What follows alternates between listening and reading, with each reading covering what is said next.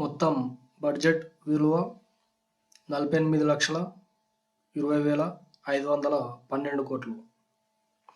పేదలు, రైతులు, యువత, మహిళల అభ్యున్నతి, వికసిత్ భారత్ లక్ష్యాలుగా కేంద్ర ఆర్థిక మంత్రి నిర్మలా సీతారామన్ ఈ బడ్జెట్ను ప్రవేశపెట్టడం జరిగింది. ఇందులో రెవెన్యూ వసూళ్లు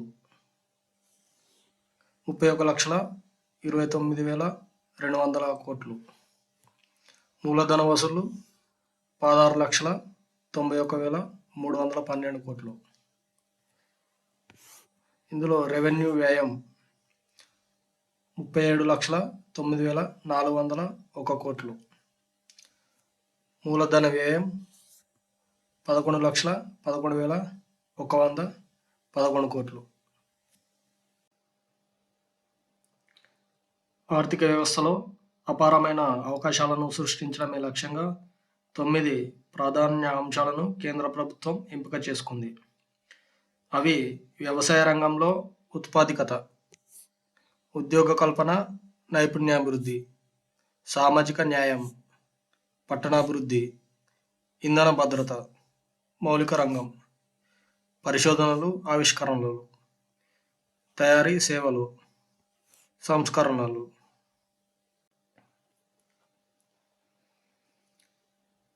కేంద్ర ప్రభుత్వం ప్రకటించిన న్యూ ట్యాక్స్ గురించి ట్యాక్స్ స్లాబ్స్ కింద విధంగా ఉన్నాయి. ఇన్కమ్ 3 లక్షల వరకు అయితే నో ట్యాక్స్ ఏమీ లేదు. 3 లక్షల నుంచి 7 లక్షల వరకు 5% ట్యాక్స్ విధిస్తున్నారు. 7 లక్షల నుంచి 10 లక్షల వరకు 10% ట్యాక్స్ ఉంటుంది. 10 లక్షల నుంచి 12 లక్షల మధ్యలో 15% వరకు ట్యాక్స్ ఉంటుంది. 12 లక్షల నుంచి 15 లక్షల వరకు 20% ట్యాక్స్ ఉంటుంది.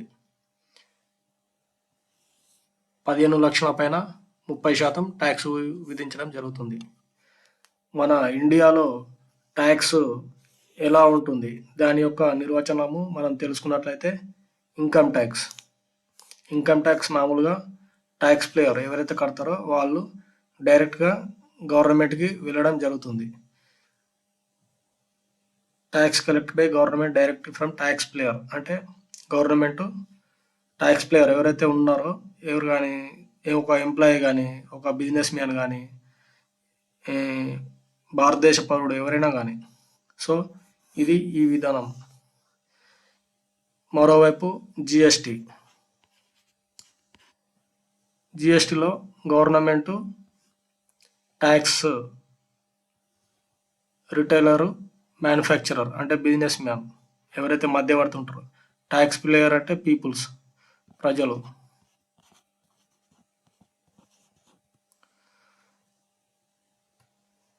ట్యాక్స్ పేయర్ నుంచి tax retail or manufacture business మ్యాన్కి వెళుతుంది. అక్కడి నుంచి మళ్ళీ గౌడ్కి కట్టడం జరుగుతుంది. ఈ విధంగా ట్యాక్సేషన్ అనేది మన ఇండియాలో జరుగుతుంది.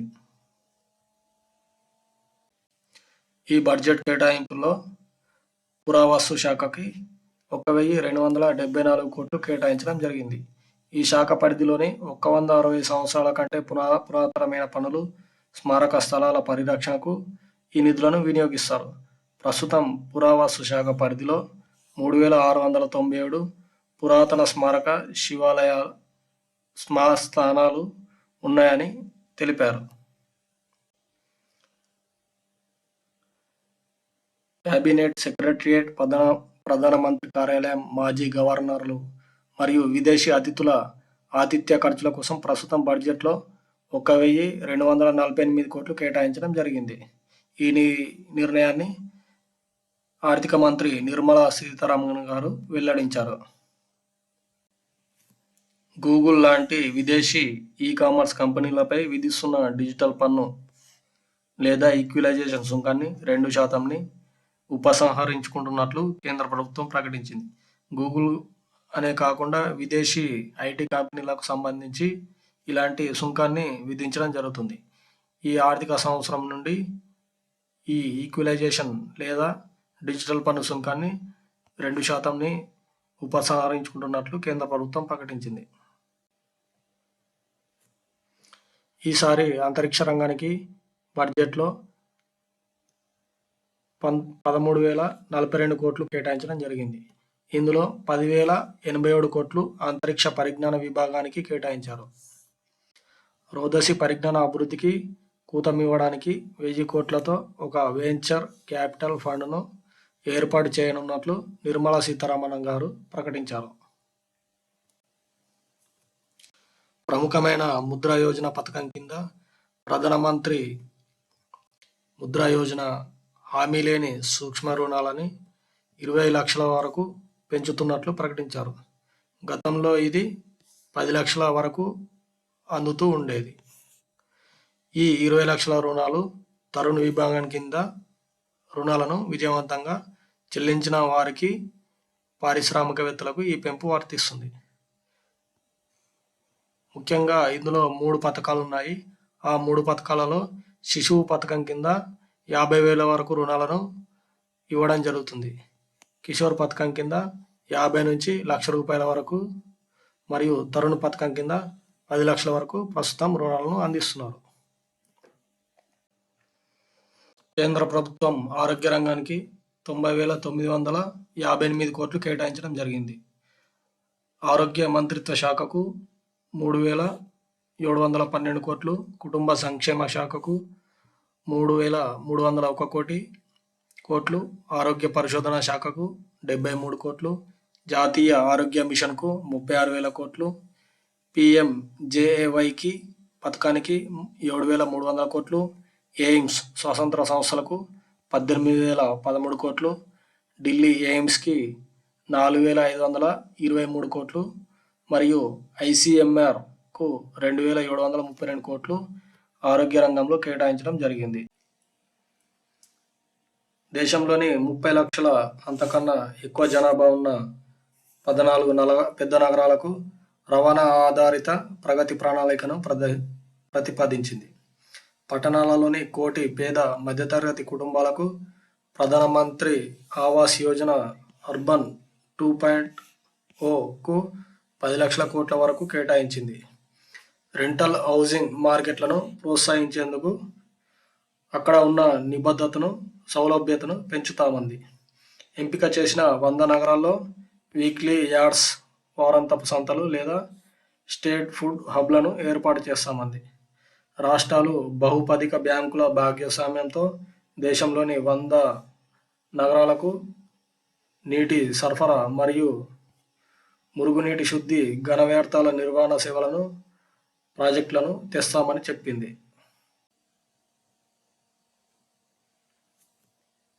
ఉపాధి నైపుణ్యాభివృద్ధి.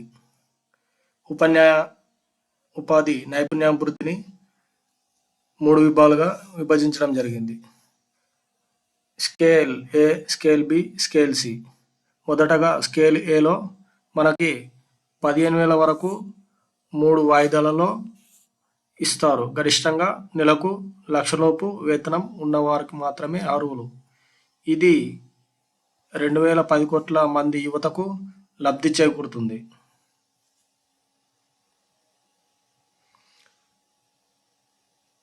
స్కీమ్ బిలో భాగంగా ఉద్యోగికి, యజమానికి కూడా ప్రోత్సాహకాలు ఉంటాయి. ఇందులో ఇద్దరికి ప్రభుత్వం అనేది ప్రోత్సాహకాలు ప్రకటించింది. ఇందులో భాగంగా తొలిసారి ఉద్యోగాల్లో చేరే వారికి మరియు యజమానులకు తొలి 4 ఏళ్ల పాటు నిర్ధారిత వేతన స్కీములలో EPFలో చందాలను ప్రోత్సాహంగా అందిస్తారు. దీనివల్ల 30 లక్షల మందికి, ఎవరైతే ఉద్యోగి ఉంటారో ఉద్యోగికి, యజమానికి ఇద్దరు కలిపి అంటే 30 లక్షల మంది వరకు లబ్ధి చేకూరుతుంది.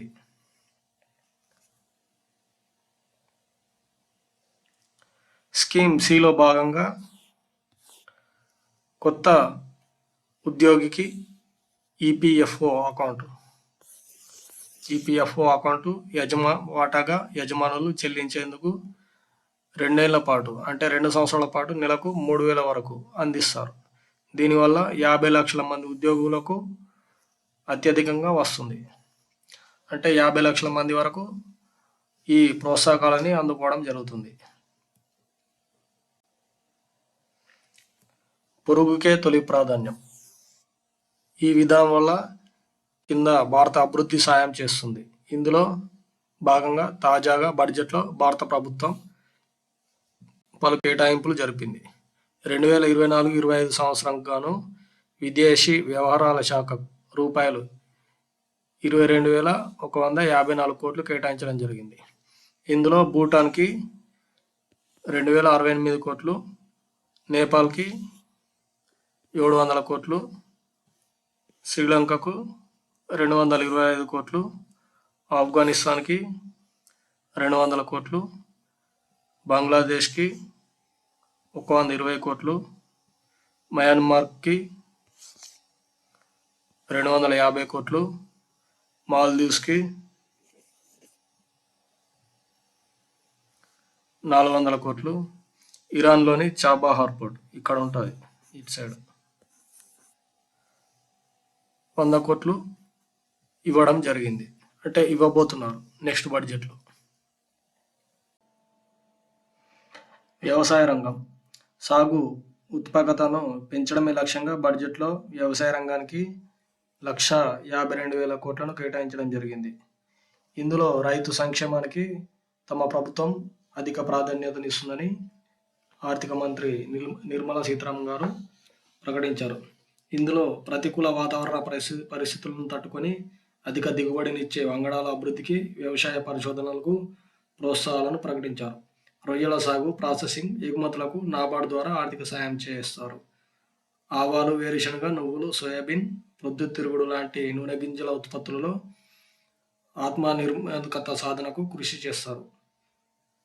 మరియు వచ్చే 2 నెలల్లో దేశవ్యాప్తంగా 1 కోటి మంది రైతులు ప్రకృతి వ్యవసాయం చేపట్టేలా ప్రోత్సాహం, వారి ఉత్పత్తులకు ధృవీకరణ, బ్రాండింగ్ కూడా ఇవ్వడం జరుగుతుంది. 10,000 బయో ఇన్పుట్ వనరుల కేంద్రాలను ఏర్పాటు చేస్తారు. దేశవ్యాప్తంగా 400 జిల్లాలలో డిజిటల్ పంటల సర్వే చేపట్టడం జరుగుతుంది. అదేవిధంగా కొత్త సహకార విధానాన్ని ప్రవేశపెట్టడం జరుగుతుంది. దీనివల్ల దేశ సమగ్రత అభివృద్ధికి జాతీయ సహకార విధానాన్ని కేంద్రం అమలులోకి తీసుకురానుంది. గ్రామీణ ఆర్థిక సత్వర అభివృద్ధి, ఉద్యోగ అవకాశాలు కల్పనను వేగవంతం చేయడమే కాకుండా కొత్త సహకార విధానం లక్ష్యమని మంత్రి వెల్లడించారు. 5 రాష్ట్రాల్లో జన్ సమర్థ అధికారిత కిసాన్ క్రెడిట్ కార్డులను ప్రవేశపెట్టినట్లు చెప్పారు. రాష్ట్రాల భాగస్వామ్యంతో రైతులు వారి భూములకు 3 ఏళ్లలో డిజిటల్ ప్రజా మౌలిక సదుపాయాలు కల్పించనున్నట్లు పేర్కొన్నారు. జల వనరులకు 30,233 కోట్లు కేటాయించడం జరిగింది. జల వనరులకు, నదుల అభివృద్ధికి, గంగానది ప్రక్షాళనకు కేంద్రం ప్రభుత్వం బడ్జెట్లో 30,222 కోట్లను కేటాయించింది. ఇది గత ఏడాది కంటే 55% అధికం. ప్రధాన ఇరిగేషన్ ప్రాజెక్టులకు నమామి Ganga and Namami Ganga machine 2 ఈసారి భారీగా బడ్జెట్లో కేటాయించడం జరిగింది. మరియు భూ సంస్కరణలను తీసుకురావడం జరుగుతుంది. రాష్ట్రాలతో సంప్రదింపులు జరుపుతుందని ఆర్థిక మంత్రి నిర్మలా సీతారామన్ పేర్కొన్నారు. యాక్సిలరేటర్ ఇరిగేషన్ ప్రోగ్రాం ఇతర పథకాల కింద 11,500 కోట్లను అంచనా వేసి చేపట్టిన నీటిపారుదల ప్రాజెక్టులకు ఆర్థిక తోడ్పాటు అందిస్తామన్నారు. మరియు అదేవిధంగా భూ సంస్కరణలో భాగంగా గ్రామీణ ప్రాంతాల్లోని భూములకు ప్రత్యేక గుర్తింపు సంఖ్య లేదా భూ ఆధార్ కేటాయించాలని, పట్టణ ప్రాంతాలలో భూముల రికార్డులన్నీ డిజిటల్గా ఉంచాలని కేంద్ర ఆర్థిక మంత్రి నిర్మలా సీతారామన్ ప్రతిపాదించారు. అందుకు రాష్ట్రాలతో కలిసి పనిచేస్తామని తెలిపారు. వచ్చే 3 ఏళ్లలోపు పూర్తి చేసేందుకు రాష్ట్రాలకు అవసరమైన ఆర్థిక తోడ్పాటు అందిస్తామన్నారు. కేంద్ర బడ్జెట్లో విద్యా రంగానికి 1,20,000 కోట్లు కేటాయించడం జరిగింది. ప్రపంచ స్థాయి విద్యా సంస్థలకు 18 కోట్లు, యూజీసీకి 2,500 కోట్లు, ఐఐఎంకు 212 కోట్లు, ఐఐటికి 10,324 కోట్లు, కేంద్రీయ విద్యాలయకు అత్యధికంగా 15,472 కోట్లు కేటాయించడం జరిగింది. స్వదేశీ విద్యా సంస్థల్లో ఉన్నత విద్యకు 10 లక్షల రుణం సాయం ఇవ్వడం జరుగుతుంది. ప్రతి సంవత్సరం 1,00,000 మంది విద్యార్థులకు వడ్డీతో సహా 3% రాయితీ అందుతుంది. గిరిజనుల సామాజిక ఆర్థిక పరిస్థితుల మెరుగుకు కేంద్ర ప్రభుత్వం తాజాగా బడ్జెట్లో ప్రత్యేక పథకాన్ని ప్రవేశపెట్టింది. అది ప్రధానమంత్రి జన్ జాతీయ ఉన్నత గ్రామీణ అభియాన్ శ్రీకారం చుడుతుందని కేంద్ర మంత్రి నిర్మలా సీతారామన్ ప్రకటించారు. గిరిజన వ్యవహారాల మంత్రిత్వ శాఖకు కేంద్రం ఈ బడ్జెట్లో 13,000 కోట్లను కేటాయించడం జరిగింది. మారుమూల ప్రాంతాల్లో గల ఏకలవ్య ఆదర్శ గురుకులాల విద్యాలయాలను ఏర్పాటు చేయడానికి 6,399 కోట్లు ఖర్చు చేయనున్నారు. భారతదేశంలో తయారీ రంగాన్ని ప్రోత్సహించేందుకు దేశవ్యాప్తంగా 100 నగరాల సమీపంలో 12 పారిశ్రామిక పార్కులను పూర్తిస్థాయి మౌలిక వసతులతో ఏర్పాటు చేయనున్నట్లు కేంద్ర ప్రభుత్వం ప్రకటించింది. రాష్ట్రాల్లో ప్రైవేటు సంస్థల భాగస్వామ్యంతో ప్లగ్ అండ్ పే విధానంలో వీటిని నెలకొల్పుతున్నట్లు తెలిపారు. ఆస్తుల కొనుగోలు విషయంలో అధిక స్టాంపు డ్యూటీలను వసూలు చేస్తున్న రాష్ట్రాల పన్ను రేట్లను తగ్గించేలా ప్రోత్సహిస్తామని తెలిపారు. అదేవిధంగా మహిళలు కొనుగోలు చేసిన ఆస్తులపై స్టాంపు డ్యూటీలను మరింత తగ్గించాలని సూచించారు. ఇలాంటి సంస్కరణలను పట్టణాభివృద్ధి పథకాల్లో ప్రధాన అంశాలుగా ముందుకు తీసుకెళ్తామని నిర్మలా సీతారామన్ గారు తెలిపారు.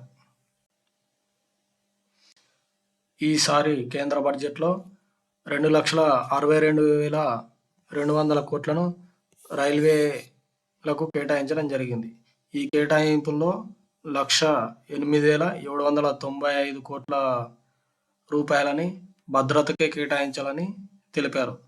వీటిలో ప్రధానంగా పాత పట్టాల స్థానాన్ని కొత్తవి వేయడం, సిగ్నలింగ్ వ్యవస్థ మరియు ఫ్లైఓవర్లు నిర్మించడం లాంటి వ్యవస్థలను నెలకొల్పడంపై ఖర్చు చేస్తామని తెలిపారు. మరోవైపు జనరల్ బోగీలో ఒకవైపు పెరుగుతున్న డిమాండ్ దృష్ట్యా ఈ ఆర్థిక సంవత్సరంలో 2,500 అదనపు జనరల్ బోగీలను ఉత్పత్తి చేయాలని నిర్ణయించారు.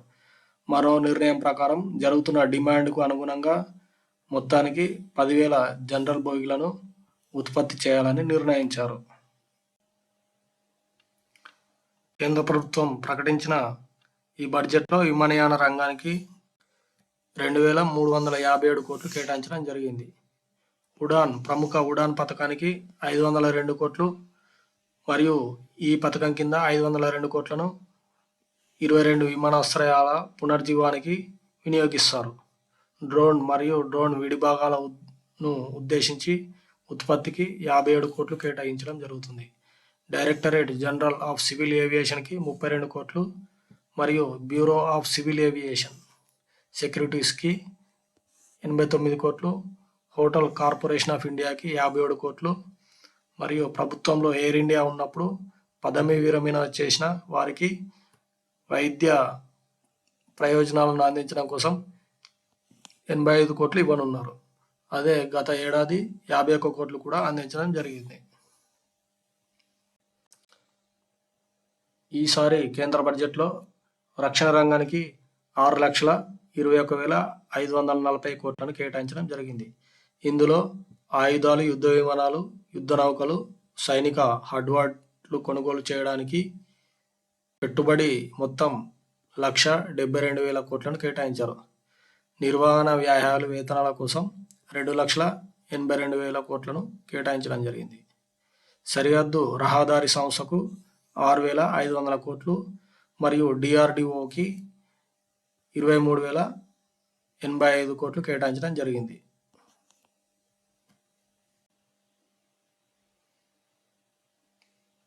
ఈసారి మహిళలు, బాలికలకు సంబంధించిన వివిధ శాఖల్లో అమలు చేసే కేంద్రీయ పథకాల కోసం 3 లక్షలకు పైగా నిధులను కేటాయించడం జరిగింది.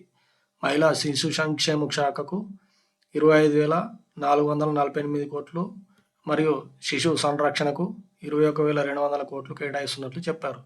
బాలల సంక్షేమం, వారి సంరక్షణ సేవల కోసం ఉద్దేశించిన శ్రీవాస్తవ పథకానికి 1,472 కోట్లు, సంబల్ సామర్థ్య